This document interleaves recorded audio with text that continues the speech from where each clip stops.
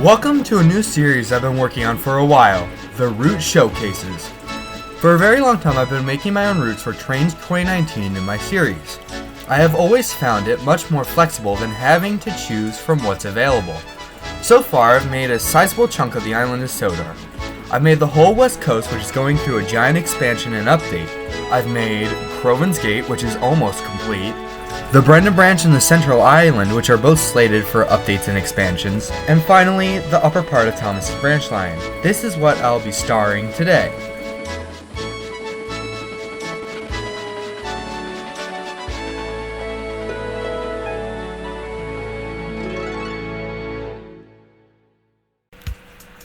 Thomas's branch line has looked very different throughout the years.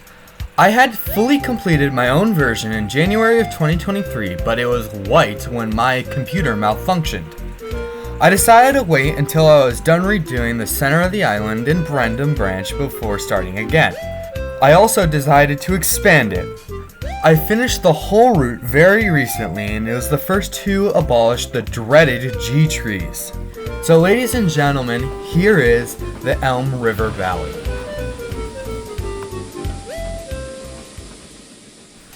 This area of Sodor is located in the Elm River Valley and the Anopa foothills. This route is modeled as it's seen in 1954. Let's start all the way at the very bottom of the route just south of Elsbridge. The line clings to a nearby low-lying ridge.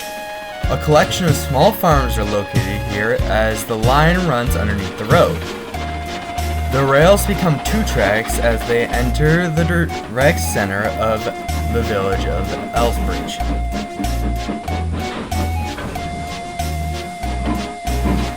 This used to be the terminus of the old predecessor railway, so it has a small yard.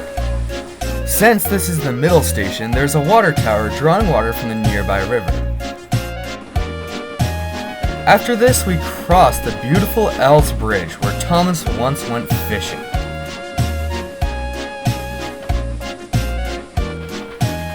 Road and rail run side by side as we enter a small strip of land between the river and the narrow swamp.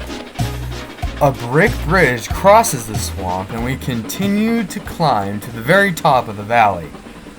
We run over an old sinkhole and now are in the foothills of the Haken Beck hill.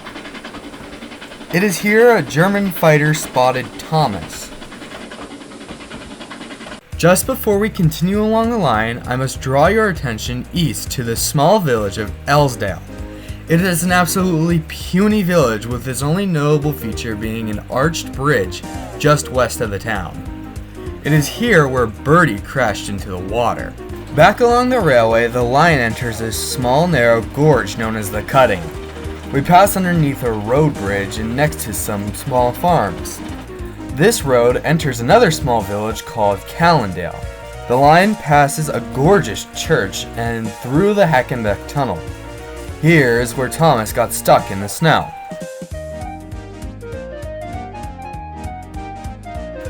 On the other side, nestled below a cliff, is Trainz's field. The line becomes single track here at a small buffer stop. Just a small stretch away is Haken Beck. The village is slightly larger than Callendale and Elsdale, but only just. Its biggest building is an office building built in 1949. The villagers call it a disgusting eyesore.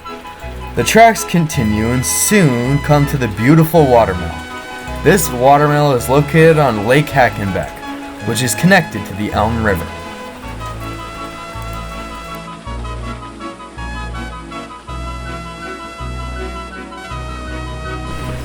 The line passes over the road and past some houses before entering Farquhar.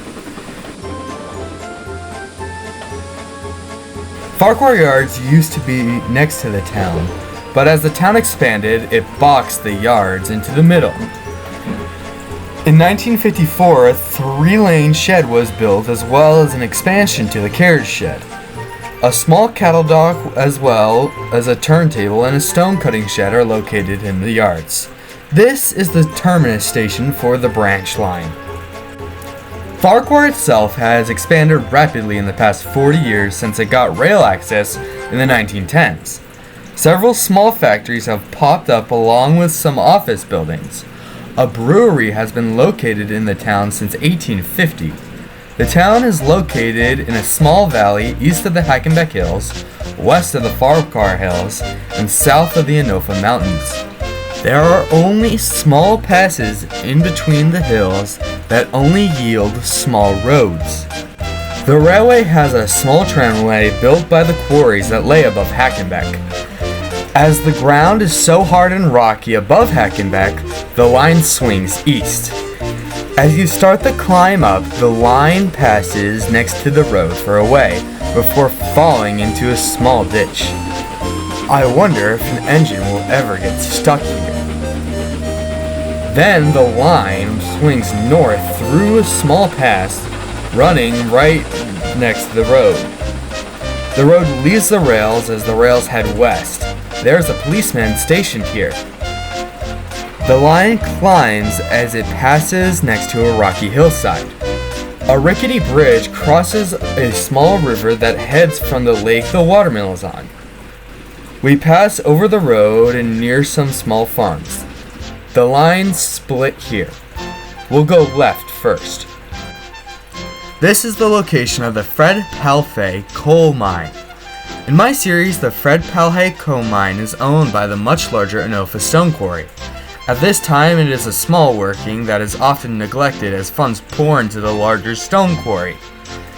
They still use dump trucks built in the 1920s. Backtracking a bit to the set of points, the line stays very close to the road as it heads into Anopa stone quarry. Built in 1912, when the line was extended up here, the quarries mine a lot of stone in mine shafts. It was only recently did they start digging on the surface.